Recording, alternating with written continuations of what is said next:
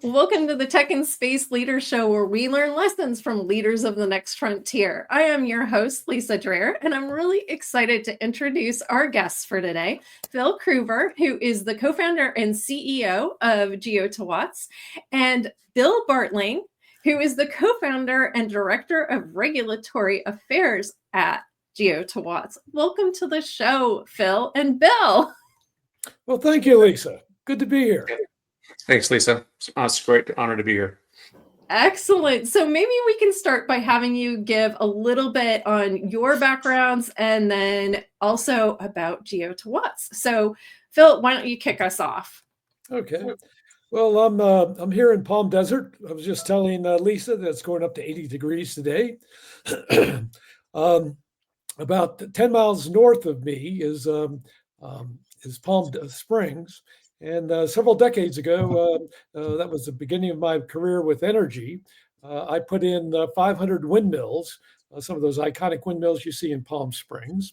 That was done with a 10% investment tax credit. But then if you go about another 150 miles west, I lived in Long Beach for 10 years, and I started the Catalina Sea Ranch, which was the first offshore aquaculture facility in U.S. federal waters. It was 100 acres, 6 miles off the shore of Huntington Beach. And that brings us to the city of Long Beach, which owns about 2,700 oil wells. And I met Bill at the first part of the year, 1 year ago. And the big thing is getting permits, all these opportunities for producing renewable energy storage. If you don't have permits, you can't get them off the ground. So when I met Bill, who he'll give his background, he said, "Oh, Phil, this is we could do it. I've got a way to go about it." But I'll let him talk about that. So that's the background. I've had 6 startups, but those are the 2 there in California, the most recent ones. And now we're really excited about Geo2Watts, developing long duration energy storage, over 10 hours of storage capacity to offset all the upcoming intermittent renewables like PV and wind. And we're really excited about the opportunity and telling you about today. Bill? Yeah, thanks, Lisa. So Bill Bartling. So my background in geology and geophysics, and I started out my career as an exploration and production and research geologist with a major oil company. And then I moved into high tech, so supercomputing, high performance computing, high-end visualization software, and eventually into my last role before I sort of retired, which was I was the chief deputy for operations for an organization called CalGEM, the California Geologic Energy Management Division in the Conservation Department in the state of California. And my job was oversight for all of the permitting and operations for all oil operations in California, 290-some thousand wells. So we looked at all the wells and all the permitting across the state. So when Phil was asking about getting permits, I said, well, I know a thing or two about getting permits in California, or at least issuing them. So from there, we had some talks with the folks that are still there in the permitting organization, and discussed a route for getting permits for the Geo2Watts project. So that's kind of how we got moving forward. Wow, that sounds amazing. Okay, so why don't you give us a little bit of background, a little bit more background on what Geo2Watts is doing? So what is the major problem that you guys are solving? Bill, why don't you take it away? Yeah, sure. Thanks for the question, and it's actually a very exciting a proposition. There's a number of things that we're solving simultaneously, and one is the issue of a phenomenon called idle wells. And this is a nationwide problem, not just in California. And an idle well is a well that's reached the end of its economic life, but has not been fully plugged and abandoned and sealed off. So operators keep these for some time for a lot of different reasons, but basically they're sitting there without producing any oil, not making any money.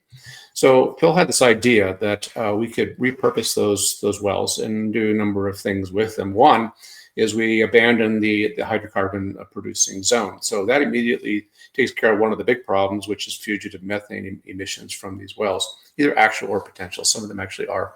Many of them have the potential to leak. So we seal that off, but then we use the rest or part of the rest of the oil well to convert it to a long duration thermal energy storage system. And what that composed of is really a few elements, things that are very, very well known. One is the thermal energy storage media.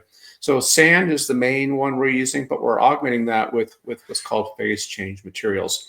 And let me just tell you a little bit about PCMs. The one you know best is ice. You put it in your drink and make sure your drink cold. But there's other things that you put in your lunchbox, this thing called blue ice. It's a more sophisticated version of that has better thermal properties. And that's more equivalent to what we're planning to use for the thermal energy storage media in the well. But unlike ice, we're actually going to be storing heat. So these actually have the ability to store an awful lot of heat energy. So what we'll doing is using solar energy to heat up water. We're going to pump that water down into the well through a closed loop heat exchanger, a stainless steel tube. That heat from the water will heat up the sand and the phase change materials during the day. It'll be heated up by a solar collector.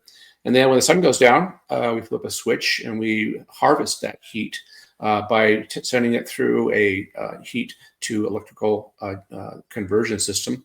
The ones we're looking at are organic Rankine cycle engine. These are machines that have a couple of million hours of commercial use on them.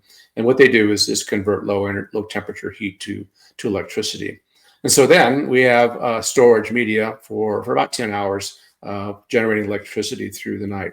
This also has a benefit in that, especially in California and other places that are becoming increasingly reliant on wind and solar energy generation sources, is that the wind doesn't always blow and the sun doesn't always shine. So you end up with a problem where you have over-generation during the day and under-generation at night, fondly known as the duck curve. And what we're doing is flattening that out by by storing a lot of that excess energy, especially solar energy that we can collect during the day, and storing that for use at night, so that we can now use that heat to generate electricity and provide long-term generation into the late part of the night. So to me, it has a number of important issues. There's a lot of pull for remediating these older oil wells, and there's 40,000 in California. There's 130,000 in Texas. There's 100,000 in Louisiana. Nationwide, there's 1 million oil wells which are active today, all of which are going to see end of life, in the next 10 years. All of these could be converted to these energy storage systems. So we're seeing more and more that's really the key, an important key to maintaining the other energy sources such as wind and solar. You have to have robust energy storage systems. And so that's what we're doing, is converting an end-of-life asset, an asset that's already there, we can use for the thermal energy system. Wow, that is incredibly fascinating. And this is, aside from our earlier conversations and when I found Geo to Watts, this is the first I've ever heard of this. And I think it's so fascinating. So when you're looking at these facilities, are there certain oil facilities or wells that will work well for this and others that will not? How do you determine which you can use, or can you just use any well? Let me jump in on all right, go ahead, Bill. Go ahead. Yeah, that's another great question, Lisa, and that brings up the topic of artificial intelligence, which we're using quite a bit now. So not all wells are the same. They're in different places. They're at different depths. They have different histories of both construction and use. Some wells are very old and they don't have good casing integrity. Some wells are very young and have great casing integrity. Some wells are close to the market. Some wells are further from the market. And one of the things we want to do is to be able to cluster a number of wells together. So maybe put 10 wells together for a single power plant. So we're looking at that both for the mechanical integrity of the wells. We'll be doing testing before we go in to do that.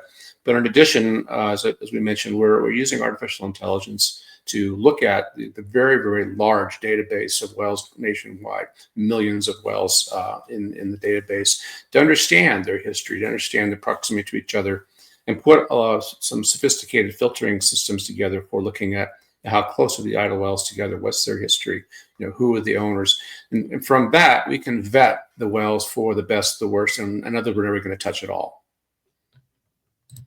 Fascinating. Okay, so where are you in the development process? Is this already happening? Are we already using this, or when could this potentially come online? Go ahead, Bill. Okay.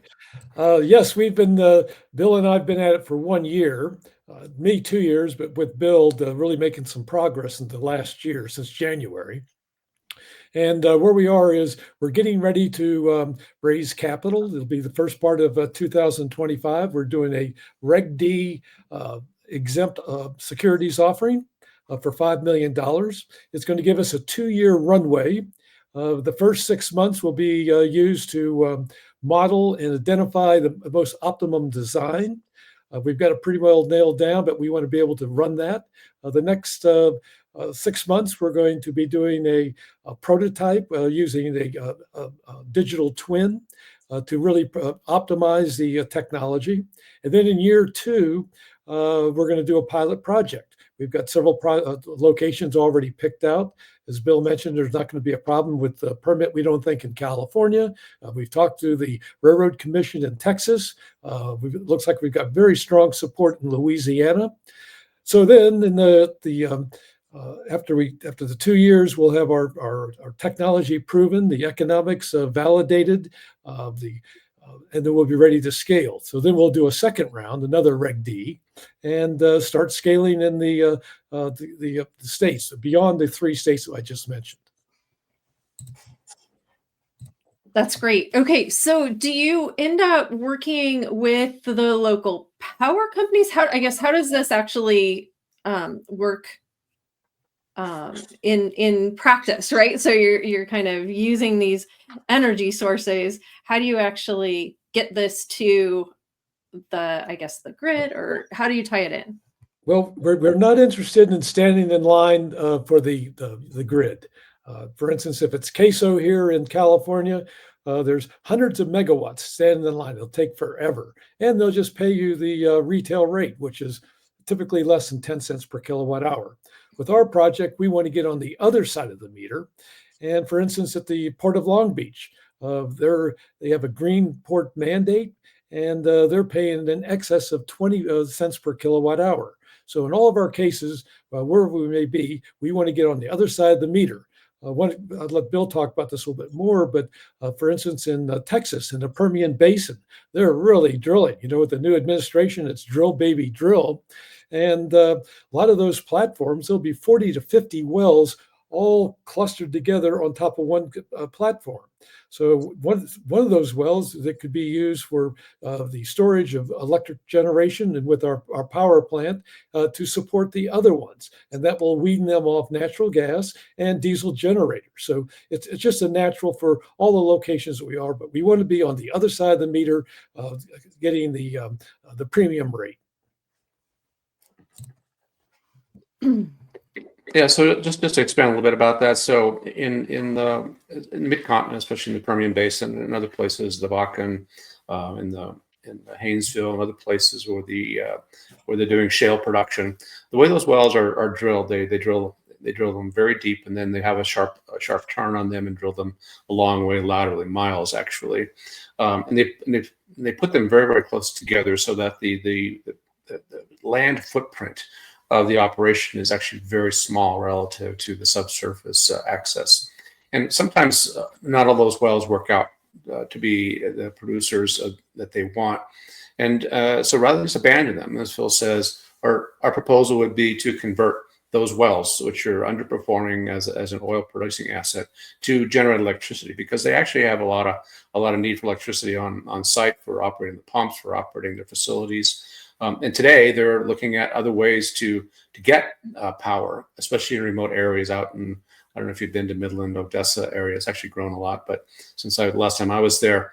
But rather than pull energy off the grid, self-generation is preferred by the operators. And they're trying to put in photovoltaic systems and wind systems, et cetera.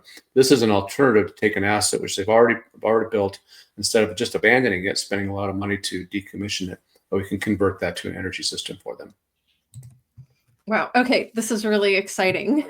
So, what role have partnerships played in the development of Geo2Watts? That's another one for Bill. He's a former oil and gas guy. He knows those people. Yeah, so there's going to be partnerships on a lot of different levels. So first, of course, we need to work with the owners of the wells, and those are the oil companies. And we prefer to work with the larger companies that have enough financial stamina to be able to do things the right way. The other partners are going to be technology providers, and so we are in conversation with a number of universities already for research proposals, for grant money, to be able to develop this technology and test it, as Phil talked about, both in digital twin and then in pilots and in prototypes. It's important to do this digital twin. It's very easy to change the mixture of phase change materials and sand in a computer model, whereas it's very expensive and difficult to do that actually in the ground in an oil well. And then the third important partner are the regulators and the politicians in the states. And as Phil mentioned, we've already been in contact with the regulators in California. We've talked to the Railroad Commission in Texas, and we've had some very, very high level conversations in Louisiana at cabinet level, people in the state, natural resources directors, et cetera, all of which are very, very positive. So it becomes a broad partnership. And of course, the service providers who are going to be the ones they're going to put on their steel-toed shoes and their hard hats, and they're going to be out there on the rig and installing and maintaining these things. So it becomes a broad coalition of interests that make all of this work. Excellent. Okay, so I want to pose one question to both of you, and that is, if you were to make one prediction about the future of renewable energy, what would it be? Renewable energy in general? Yeah. Yeah, well, I don't know about the prediction, but what's really required is storage to offset this intermittency and the long duration energy storage. Well, 90% of storage now is by lithium batteries, and that's typically less than 6 to 8 hours. And the Department of Energy now has designated 10 hours plus for long duration in order to get through. So that's a sweet spot. That's what's really important, and that's what we think that where we'll have our niche, particularly repurposing or resuscitating these existing assets and turn them into something that could produce a revenue rather than just retired. Yeah, so a little quick comment on that. So we have a new candidate for Department of Energy coming in, Chris Wright, who I've met many years ago, and he is on record for an all of the above energy strategy. So what that means is that we're going to have the best, cheapest, and most available energy that we can produce. And it's going to be a mixture of oil and gas, LNG, wind, solar, nuclear, hydrothermal, geothermal. All of these are going to be in there. And for the energy generation, which is intermittent, which are the solar and wind, you have to have storage, as Phil said. They just simply won't work. You can't make the grid work unless you have robust storage for the times when the wind's not blowing and the sun's not shining. So for that, things like the long duration energy storage system for Geo2Watts borehole battery are very, very important technologies. Okay, great. Phil, can you maybe give us a little bit of background on the rest of the Geo2Watts team? Yes, so Bill is my partner, and we brought in some experts in certain areas. One would be a fellow that's in Spain, David De Sousa. He's an expert. He's a PhD and an expert with solar, all types of solar technologies. He's on the team and a co-founder. We have Muniz, so she's up in North Dakota. She's recently got her PhD in geophysics. She works with Bill. They're actually, I'll let Bill talk about it, but they've got a wonderful paper coming out for the Petroleum Society in the next few months. And then the last one is my son, Wes. I dragooned him into this a few months ago. Wes he had a nice exit about 12 years ago in his late 20s, but he's a technology guy and very proficient in artificial intelligence. So I really think that's going to be somewhat give us an edge in this industry, is using AI. I mean, trillions are being spent, and we're really lucky to have Wes with us. Tomorrow there'll be an article in the AI Innovator, and it'll be posted on the Geo2Watts website by the afternoon.